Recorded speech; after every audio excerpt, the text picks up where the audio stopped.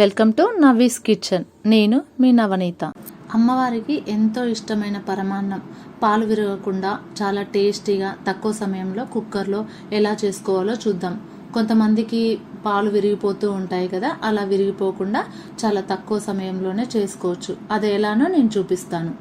పరమాన్నం చేయడం కోసం 1 కప్పు రైస్, 1 కప్పు బెల్లం, 1 కప్పు పాలు, కొన్ని జీడిపప్పు, బాదం, కిస్మిస్లు, 2 యాలకులు ఇవి తీసుకోవాలి. ఇప్పుడు ఒక గిన్నె తీసుకొని అందులో 1 కప్పు బియ్యాన్ని వేసి 2 టైమ్స్ బాగా వాష్ చేసుకొని కొన్ని వాటర్ పోసి ఒక 10 మినిట్స్ నానబెట్టాలి.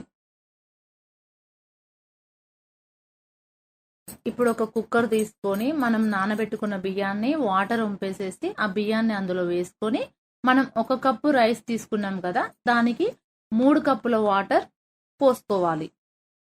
పోసుకొని మూత పెట్టి 3 విజిల్స్ వచ్చేంత వరకు స్టవ్ మీద పెట్టుకోవాలి.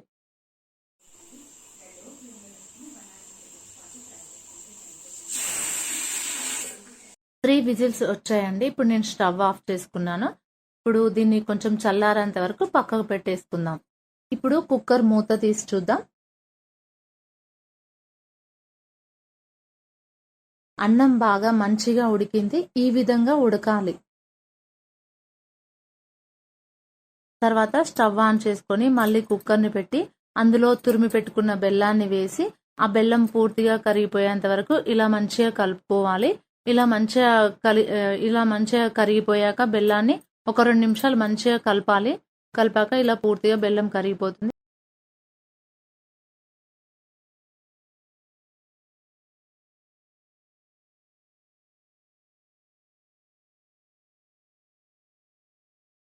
కరిగిపోయాక స్టవ్ ఆఫ్ చేసుకోవాలి. ఇప్పుడు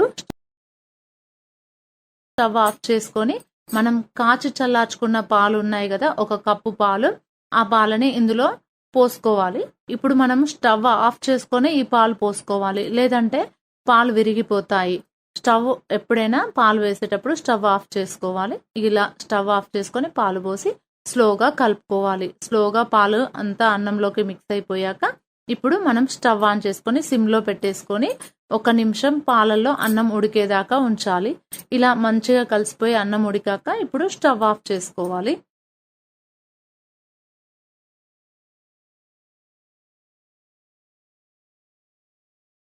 ఇప్పుడు ఒక ప్యాన్ తీసుకొని అందులో 2 టేబుల్ స్పూన్స్ నెయ్యి వేసుకొని, నెయ్యి వేడెక్కాక అందులో జీడిపప్పు, బాదం, కిస్మిస్లు అన్నీ వేసుకొని బాగా కలర్ వచ్చేంత వరకు ఫ్రై చేయాలి. ఇలా కలర్ వచ్చాక వీటిని ఇప్పుడు ఏదైతే చేసుకున్నామో ఈ పరమాన్నంలోకి వేసుకోవాలి. వేసుకొని మంచిగా కలుపుకోవాలి. అంతే, ఎంతో టేస్టీగా ఈజీగా కుక్కర్లో పరమాన్నం ఇలా చేసుకోవచ్చు. అమ్మవారికి ఎంతో ఇష్టమైన పరమాన్నం ఇలా కుక్కర్లో ఈజీగా చేసుకోవచ్చు. ఒకసారి మీరు కూడా ట్రై చేయండి. ఈ విధంగా బాగుంటుంది. ఈ వీడియో కనుక మీకు నచ్చినట్టయితే లైక్ చేయండి, షేర్ చేయండి, సబ్స్క్రైబ్ చేయండి.